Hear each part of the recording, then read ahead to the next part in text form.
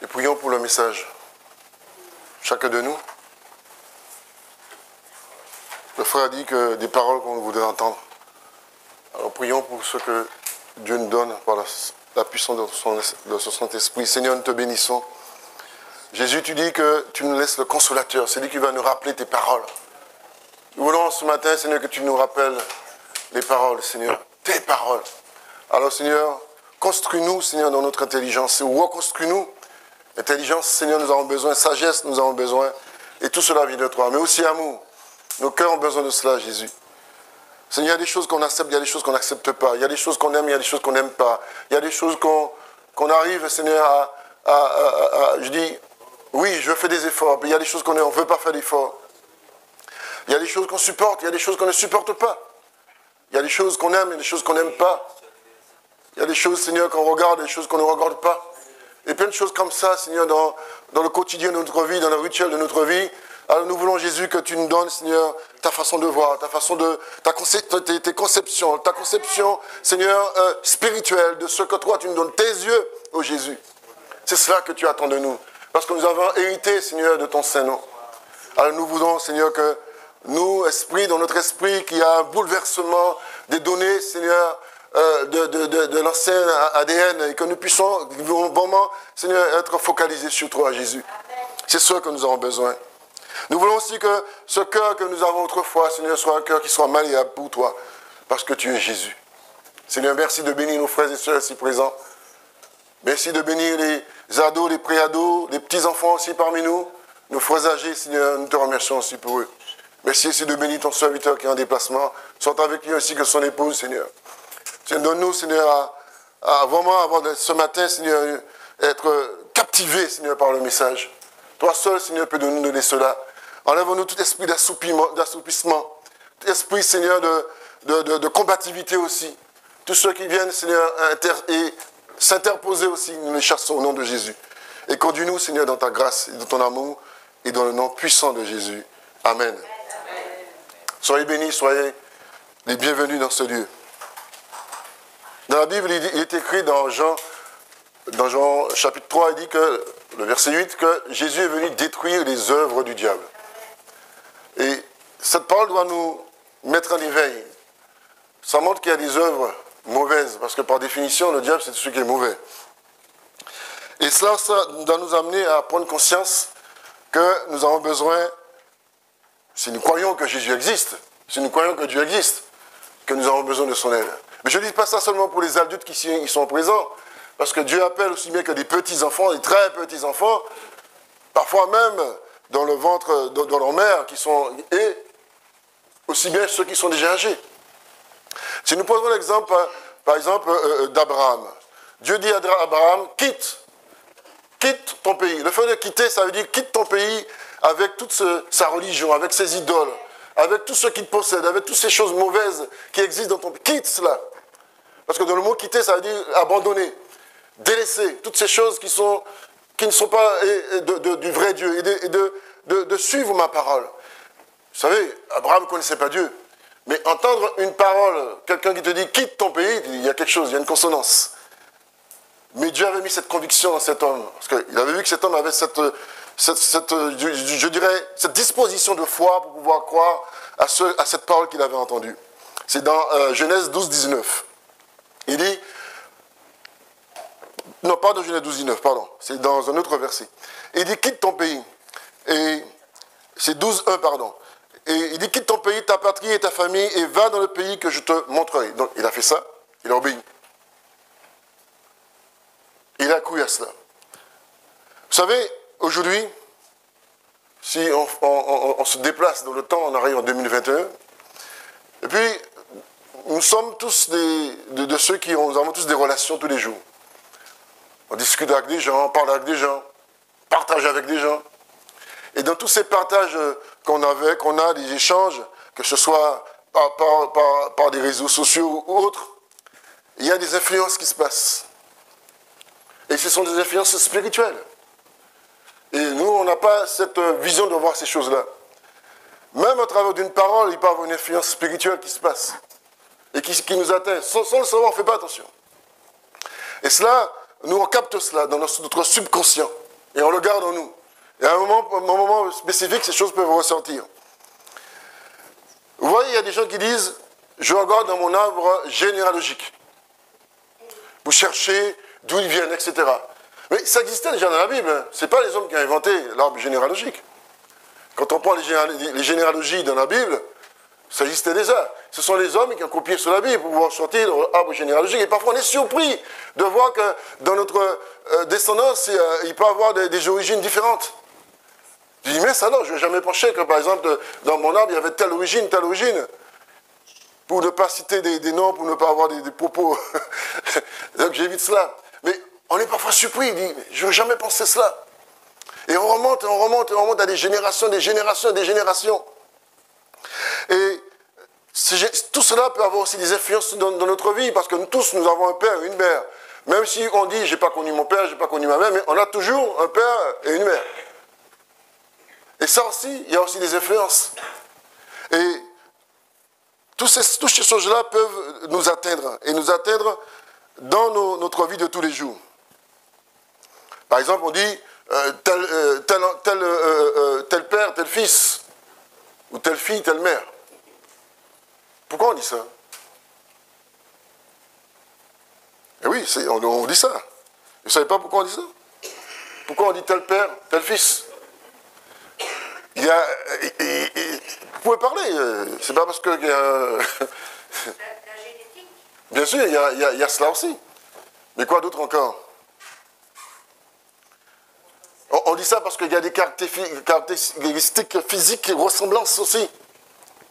On regarde par exemple une maman et sa fille, dit, on ressemble à sa mère comme deux gouttes d'eau. Ou on ressemble à son père comme deux gouttes d'eau. C'est vrai qu'on prend deux gouttes d'eau, on ne voit pas de différence.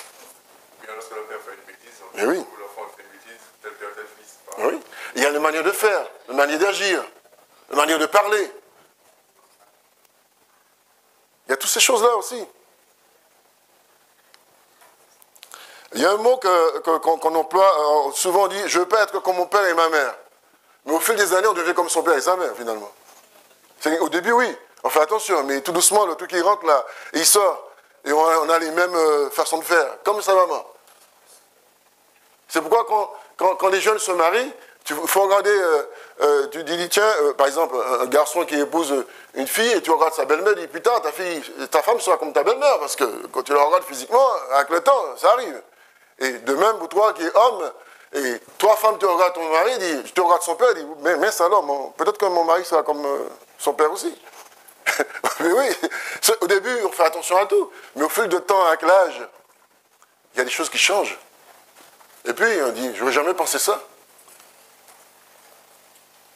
Et ce sont des choses que nous, on ne pense pas souvent. Il y a ce mot qu'on emploie, le mot atavisme. Je ne sais pas si vous voyez ce que ça veut dire. Ce mot-là, signifie que ce sont des réapparitions qui souviennent dans un sujet, dans un être, par rapport aux caractères ancestraux. On dit, tiens, bizarre, avant il n'était pas comme ça, maintenant. Mais ça vient de ce qu'on appelle un héritage. Et ce sont des choses qui ont disparu depuis de génération en génération. Tu peux être à la 4e génération et puis tu reçois ça. Tu dis, mais c'est quoi cette affaire-là? Et des générations ont passé. Mais toi, tu ne connais pas tes ancêtres. Tu ne sais pas ce qu'ils faisaient, tes ancêtres. Et ça aussi doit nous interpeller. Ce qu'on appelle recevoir des choses que nous, on n'a même pas pensé, héréditaires. Et oui. On parle de caractère biologique, physiologique, d'homme, de femme. Et ça influe dans notre vie de tous les jours. Et ça, on ne voit pas ça. On dit qu'on hérité de son ascendance. Il y a aussi le fait des réapparitions du comportement qui avait disparu et qui revient d'une génération. Que tu sois homme ou femme, hein, peu importe. Et on ne comprend pas ça. C'est des choses qui avaient totalement et qui reviennent peut-être pas chez toi, ou peut-être pas chez ton fils, ou pas chez ta fille, pas chez ta petite fille, pas chez ton petit-fils, mais ça peut revenir à notre génération. Il dit, ouais, il était comme ça, maintenant on ne comprend plus ce qui se passe, il a totalement changé. Et oui, puis on cherche, on essaie de comprendre. Par exemple, prendre d'un seul coup, avoir, par exemple, aimer un instrument de musique, parce que dans ta famille, il y avait quelqu'un qui jouait de la musique. Et ton petit-fils ou ta petite-fille, de seul coup, dit, ah mais, il aime jouer de la musique, mais cherche dans ta généalogie. Des choses comme ça qui existaient. Même en prenant de l'âge, on va devenir tout doucement comme son papa et sa maman. Mais je dis pour cela, pas pour ceux qui sont en Christ. Et vous n'avez pas relevé cela. Mais oui. Parce que si nous considérons que nous sommes en Christ, il y a une différence. Je lisais dernièrement dans la Bible, il parle de 3 modes différents d'acquisition. On dit, dans l'Ancien Testament, il y avait ce qu'on appelle la propriété privée, donc l'achat, la donation et l'héritage. Soit on achète, c'est des modes d'acquisition. Mais ce matin, je voudrais plus parler de l'héritage. On prend l'exemple, par exemple, d'un enfant qui dit « Mon père me fait peur ». Et ça agit sur l'enfant. Et au bout de quelques années, cette peur que cet enfant avait de son père, soit il va faire attention par rapport à ses enfants, mais son enfant peut récupérer cela. Ou son petit enfant, etc. Et qui va agir de pareil. Vous voyez ça? Ces transmissions-là. Ou ma mère, non, je ne peux pas supporter ma mère. Mais plus tard, il y a des choses comme ça qui vont réapparaître. Il y a des enfants qui font la coupure totalement avec leurs parents, qui s'éloignent totalement et disent, moi, c'est fini. Mais l'héritage est toujours là, même si tu as la coupure. Tu as toujours cette coupure. Tu peux aller dans n'importe quel pays, tu auras toujours l'héritage de ton père ou de ta mère. Et on regarde nos enfants, peut-être pas ceux qu'on a aujourd'hui, mais ou ceux qui étaient avant, il y a des choses qui changent. Et ça vient de cela. Oui, on sort des choses, mais on ne comprend pas. Mais ça, c'est dans notre généalogie, dans notre génération, ça existe chez nous, mais on ne sait pas que ça existe chez nous. Et dans nos décisions, de tout cela, il y a des influences de nos ancêtres. Vous prenez par exemple des gens qui n'arrivaient jamais à rester unis, parce que ça existait dans cette famille, les gens ne restent pas mariés. Par exemple. Ou dans cette famille, il y a des héritages, il y a des transmissions de maladies. Et les médecins posent ces questions-là. Est-ce que votre père ou votre mère souffrait de telle ou telle pathologie? Et c'est là que tu dis, mais ça alors c'est vrai. Mon père et ma mère avaient ça, il faut que je fasse attention. Et ça aussi, ça existe. Et c'est là que nous montre qu'il y a des maladies héréditaires dues à des gènes porteurs d'hérédité. Il y a par exemple le trouble de comportement, les transmissions de sa descendance. On entend telle chose qui se passe autour de nous, on dit ouais, encore ceci, encore cela. Mais c'est cela aussi.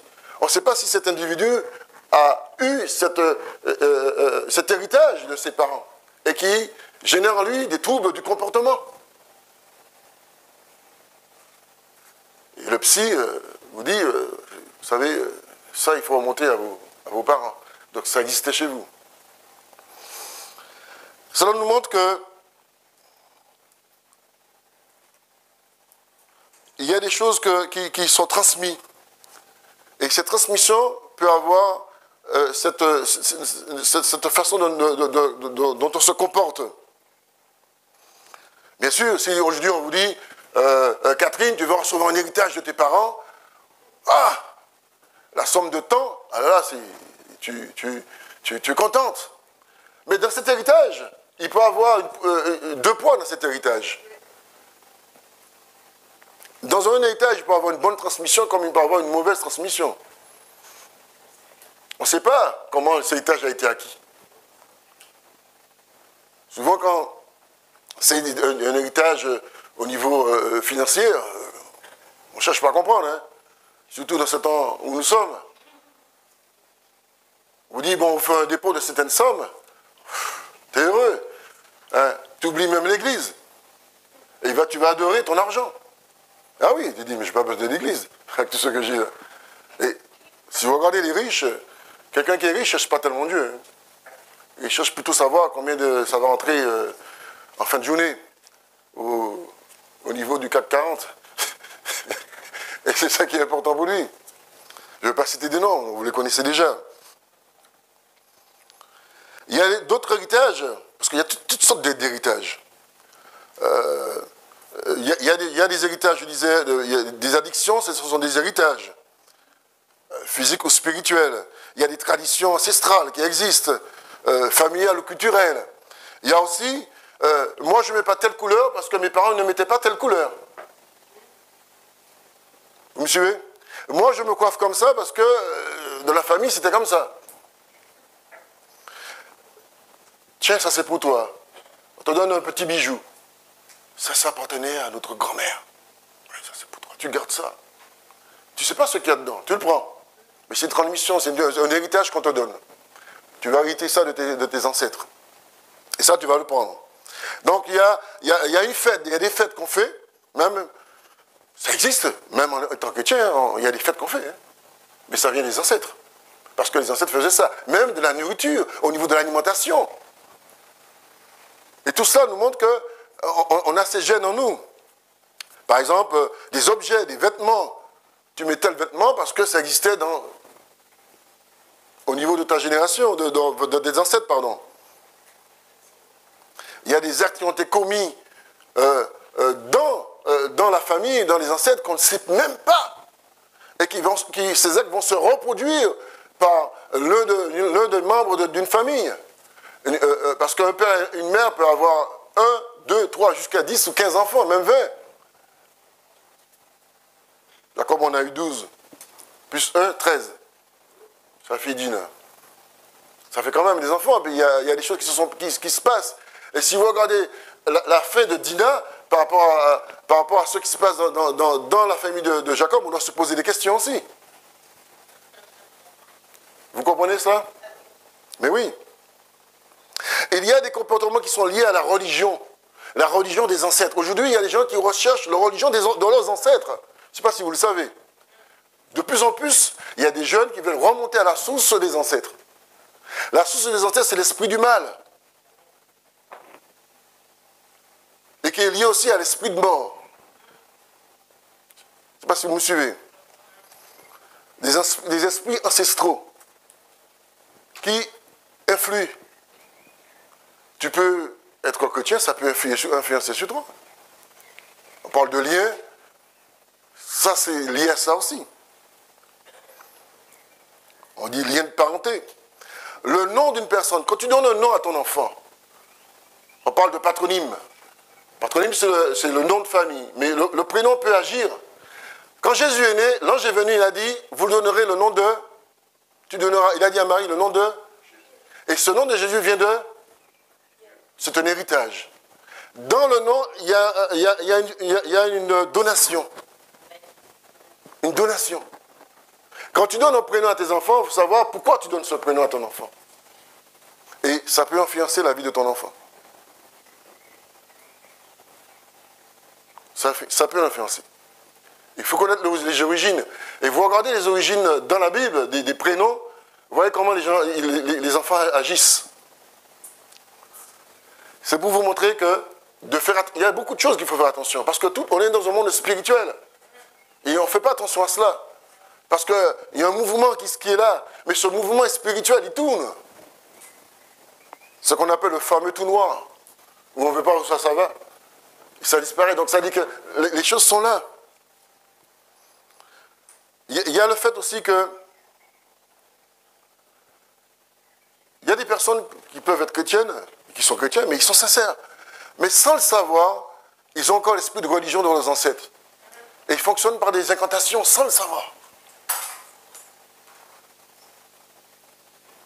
Mais c'est tellement fort, Parce que c'est l'appel des ancêtres. Ça existe, par exemple, quand vous prenez certaines tribus indiennes, ça existait.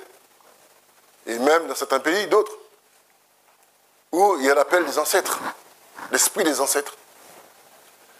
Si vous regardez certains reportages, on en parle de ces choses-là. Il ne faut pas négliger ça. On va prendre un exemple pour qu'on puisse comprendre. Parce que bon, il y a encore d'autres choses encore. Parce qu'on parlait d'héritage culturel, religion, patronyme, filiation, les mœurs. Nos mœurs aussi. Il y a tout cela aussi. Les héritages de nos parents, donc familiaux, générations précédentes, des prédécesseurs, toutes ces choses-là, c'est des accumulations.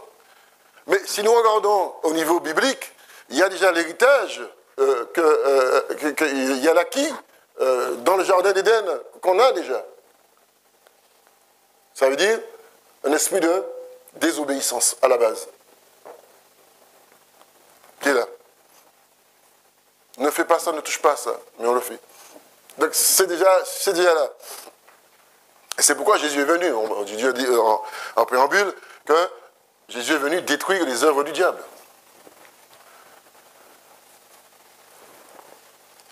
Dans Genèse 12, 19,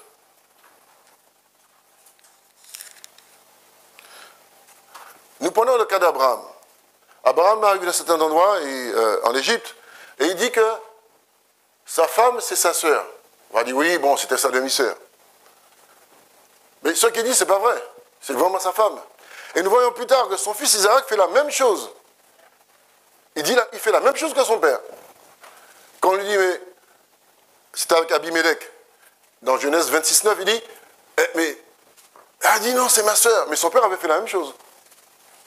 Vous voyez ça?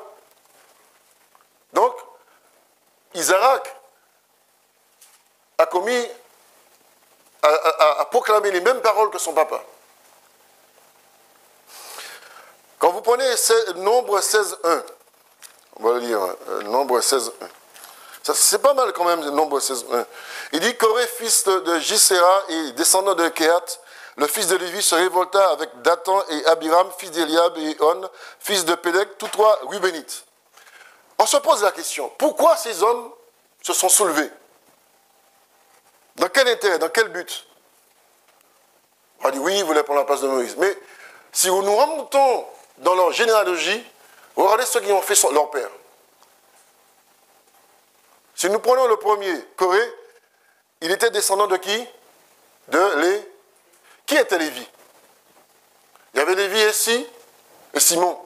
Mais qui était Lévi? Lévi était le fils de Jacob. Qu'est-ce qu'ils ont fait, Lévi et Simon? Sans l'autorisation de leur père. Qu'est-ce qu'ils ont fait? Quand leur sœur Dina, avec cet homme dont le nom m'échappe, il a enlevé Dina et ensuite il a eu des rapports avec Dina. Et du coup, pour eux, Lévi et Simon, ils n'ont pas accepté cela. Et à la suite de leur père, ils ont détruit toutes ces personnes en mentant. Ils ont menti. Ils disent oui, il faut vous faire circoncire, etc. Et ils ont détruit tous ces gens. Ça veut dire qu'ils n'ont pas obéi, ils ont fait ça, leur père n'était pas au courant. Et quand nous voyons dans la généalogie, dans la bénédiction de Jacob à ses fils, Jacob relève cela.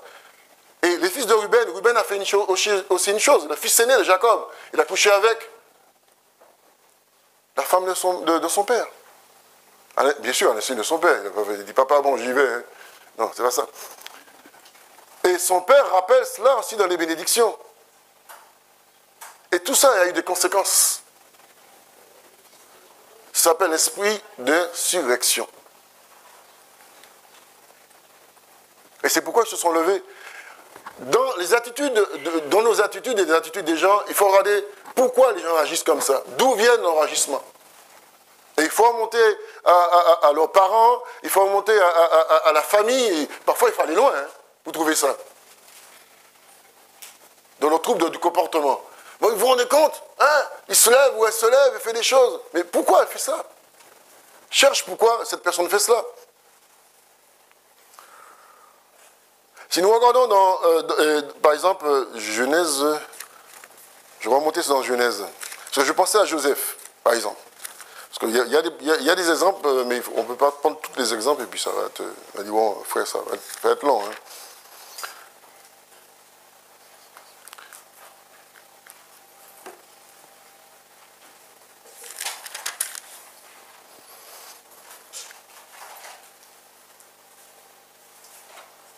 Alors, je vais prendre le verset.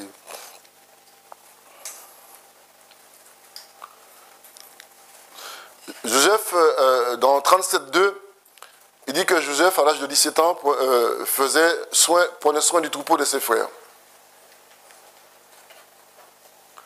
Et on regarde, quand on lit ce passage, il dit que le garçon était en compagnie des fils de Bila et de Zilpa. C'était les concubines, les femmes de son père. Et ils rapportaient leurs mauvais propos à leur père. Israël aimait Joseph plus que tous ses autres fils, puisqu'il avait eu dans sa vieillesse. Et tous se mirent à le détester. Ils étaient incapables de lui parler sans agressivité.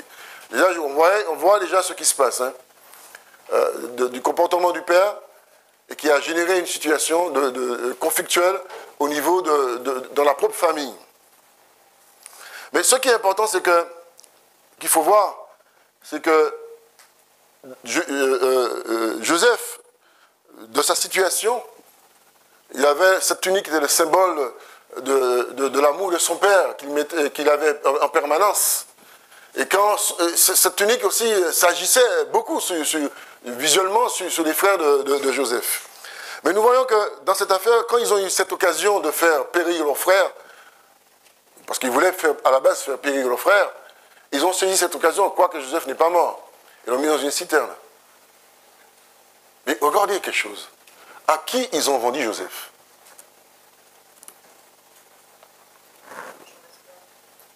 Joseph a été vendu à qui? Aux enfants d'Ismaël. Joseph a été vendu aux Madianites. C'était la deuxième femme d'Abraham, Kétura. Vous voyez cela? Et Abraham, c'était qui Abraham? Donc, Isaac, c'était le père de Jacob. Et Abraham, c'était le grand-père de... Non, de Jacob. Vous voyez tout ce que ça a donné? Mais oui. Regardez tout ce que ça a donné. Ils vont leur propre frère à la femme, aux enfants de leur grand-père, en fait. De la propre famille.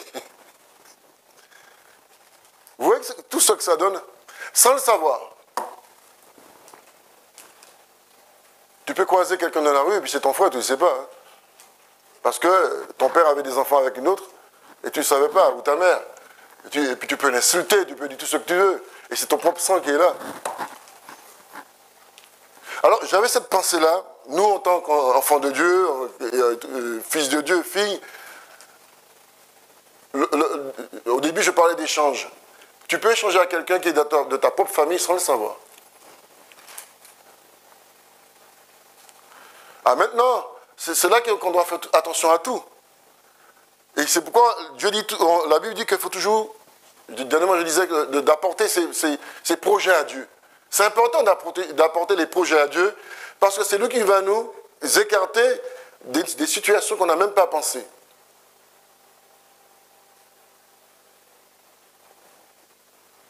Par exemple, vous vous rendez compte des jumeaux, filles-garçons qui tombent amoureux. Ah, c'est embêtant, cette affaire-là. Ils sont du même sang. C'est une affaire qui est délicate, cette affaire-là. Vous savez, il y a une chose qu'on néglige, c'est de prier, de demander à Dieu où est-ce qu'on va et qu'est-ce qu'on va faire pour tomber dans ces pièges-là. Parce que ces pièges ne viennent pas de Dieu, ce n'est pas Dieu qui crée des pièges comme cela. Mais le but du diable, c'est de générer des situations d'inceste héréditaires. C'est pourquoi on trouve des situations d'inceste autour de nous. On parle de pédophilie, de toutes ces choses-là, mais ce sont des choses qui existaient dans ces gens-là, dans leur génération. Parce que ça existait, c'était caché. Et c'est pourquoi on voit que ces choses sont dévoilées. Mais ça existait depuis des générations. Et puis, le truc ils ont hérité de cela. Ils disent, je ne sais pas pourquoi, mais c'est comme ça. Et la Bible nous enseigne là-dessus. Ça remonte à des générations et des générations. Et tu dis, mais pourquoi ils ont fait ça? Pourquoi ils ont fait ceci? Pourquoi ils ont fait cela? Parce que ça existait déjà dans leur propre famille. Les choses ne sont pas venues comme ça. Il y a une transmission des choses. On transmet, on donne, et la personne prend les choses. Je parlais de bijoux. Un bijou peut être catastrophique dans ce qu'il peut avoir là-dedans. Même en regardant le bijou, on dit, mais il n'y a rien dedans. Mais ce qui a été fait dedans et dessus. Ça a été présenté à la divinité. Et la divinité, comme toi, tu as consacré cela à la divinité de demander, tu dois transmettre ça à tes enfants parce que je dois toujours avoir quelqu'un chez toi qui doit m'adorer. Pourquoi on met un plat à manger dans un endroit où il n'y a personne? Et quand tu reviens, le plat, il est propre, il est bien mangé. Allez comprendre quelque chose. Et toi, tu dis, mes parents faisaient la même chose, je fais la même chose aussi. Je ne sais pas pourquoi, mais on le fait. Je parlais des vêtements. Il y a beaucoup de choses comme ça qui sont... qui a un impact sur notre vie de tous les jours, sur le comportement. Et cela, on est dépassé par cela. Tu dis, ce gars-là, mais pourquoi tout le temps il est en colère? Mais remonte dans sa génération. Son arrière-grand-père est un coléreux, il ne voulait rien savoir. Et ça agit sur la personne. Ça, on ne prend pas conscience de cela.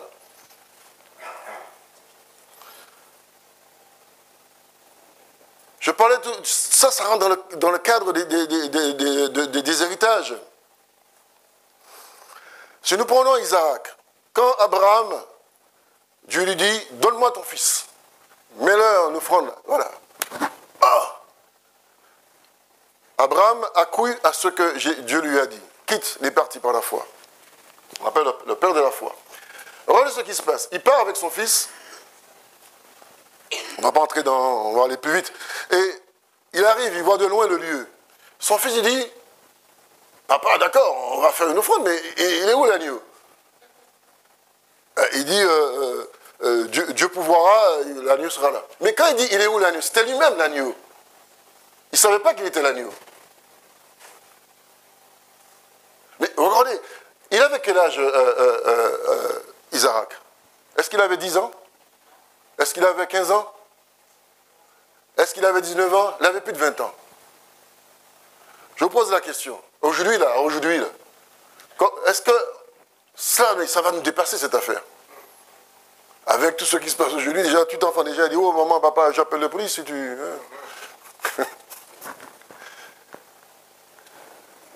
Abraham prend son fils et le met.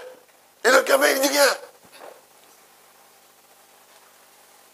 Ça, on n'a pas pensé à cela. Et il dit rien, le gamin.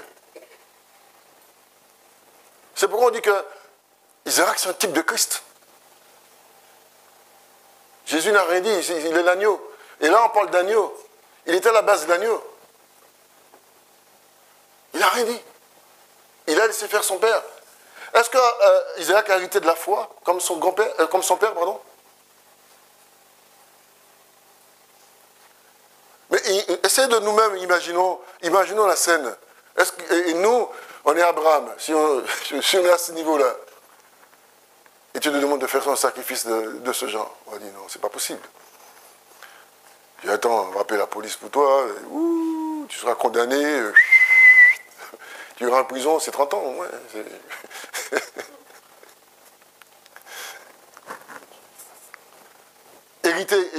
Un héritage qu'il a eu, Isaac de son père, qu'il a transmis, lui, à Jacob.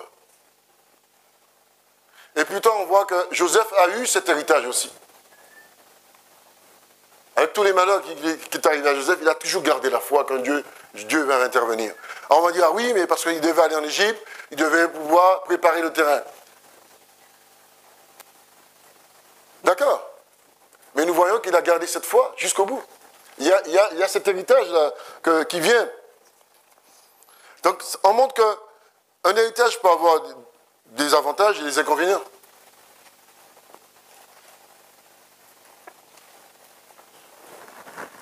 Et ça aussi, on devrait prendre acte de cela. On dit que ceux qui sont en Christ, Qu'est-ce qu'il dit ce verset? Il n'y a plus de condamnation. Il y a une nouvelle création. Tout cela montre que Dieu coupe. Mais Dieu coupe ses héritages quand on croit vraiment à la croix, en fait. On parle de nouvelle naissance, on parle de tout ça, de nouvelle génération.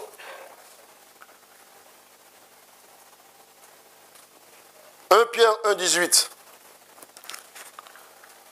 Je vais un petit peu plus vite.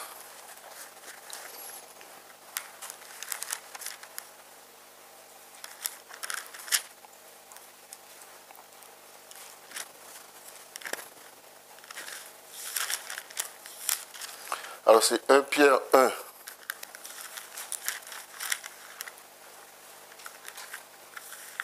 Voilà.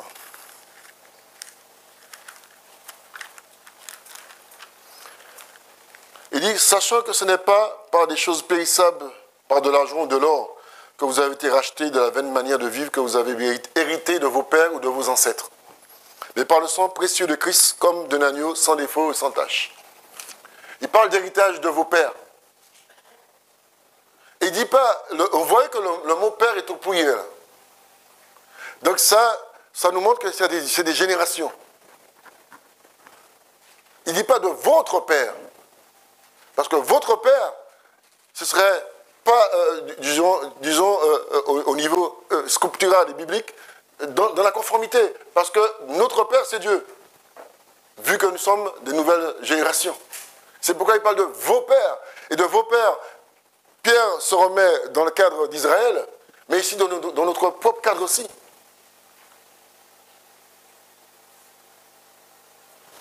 Vous voyez la différence, vous me suivez là?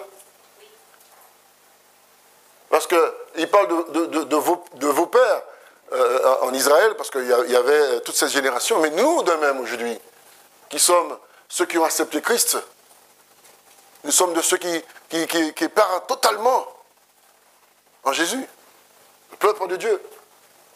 Il dit de vos pères. Et de vos pères, ça remonte à des générations et des générations et des générations et des générations. Tu peux avoir combien de générations? Tu ne sais même pas. Et quand tu vas rentrer chez toi, tu dis tiens, je vais faire mon arbre généalogique, on ne sait jamais. Et là, tu vas commencer à sillonner les villes et les pays. Peut-être que tu vas arriver en Chine ou n'importe où. Tu dis, mais ça alors, je ne savais pas qu'il y avait des Arméniens dans mon... J'aime l'Arménie, c'est normal. On aime les Arméniens, parce qu'il y a des frères arméniens. Bien sûr. Il y a des frères chinois aussi. Il y a de toutes les nationalités. Pierre parle de la vaine manière. De manière futile, de manière légère, de manière qui ne correspondait pas à ce que Dieu attendait de nous. Faire des sacrifices. Parfois on fait des sacrifices, on ne sait pas qu'on fait un sacrifice. Et oui, parce qu'on a gardé des gènes encore en nous. Et ça, c'est ça que... Il dit que... Et le mot racheter montre qu'on avait été... Il y a quelqu'un qui a donné quelque chose pour pouvoir nous ramener. Il dit racheter. Il n'a pas dit... Il n'a pas dit acheter, mais racheter. Parce qu'on avait déjà été acheté. Maintenant on a été racheté. Donc c'est là qu'on voit la différence que Pierre met qui est importante et qui est tout à fait significatif, qui nous montre que Dieu, en Jésus, nous rachète de la loi du péché et de la mort. Il nous rachète. Et si nous gardons, si nous sommes toujours dans ce contexte-là, on est dans la mort. Et c'est pourquoi Pierre est précis là-dessus. La vaine manière de vivre. Or, cette vaine manière de vivre peut nous encore influencer sur notre vie chrétienne. C'est pourquoi nous pouvons être chrétiens et avoir deux balances. La balance quand on vient à l'église, la balance quand on sort de l'église. Parce que par définition, dans notre tête, qu'est-ce qu'on dit? On prend toujours le cadre d'ici pour pouvoir se justifier. Or, c'est une fausse façon de voir. Et là, on se trompe, on s'en plante. On dit l'église, parce qu'on vient ici. Mais l'église, quand tu sors d'ici, tu es toujours l'église. Quand tu es chez toi, tu es toujours l'église. Quand tu es n'importe où, tu es toujours l'église. Et on se plante. Et on se justifie par notre vaine façon de faire. Parce qu'on pense que, on dit, on a des expressions. J'ai le droit de faire. Avant, on n'a jamais été des gens qui ont le droit. Quand tu étais sous la domination des princes des ténèbres, tu n'avais pas le droit. Quand tu viens à Christ, tu n'as pas le droit non plus. Mais oui, à quel moment on a le droit? Le diable faisait ce qu'il voulait avec nous. Il te manipulait comme une marionnette. Esclave du diable, tu viens à Christ, tu deviens esclave de Jésus. Amen. Amen. Mais oui. Donc tu vas recevoir un héritage de Christ. Tu es destitué de l'héritage du diable. Parce que le diable dit à Jésus, ça m'a été donné. Il dit, ça m'a été donné. Et le diable dit, moi je te donne si tu m'adores. Et c'est la même chose, il fait aussi avec nous. Tu peux avoir la facilité si tu m'adores. Et l'adoration peut être pas transparente.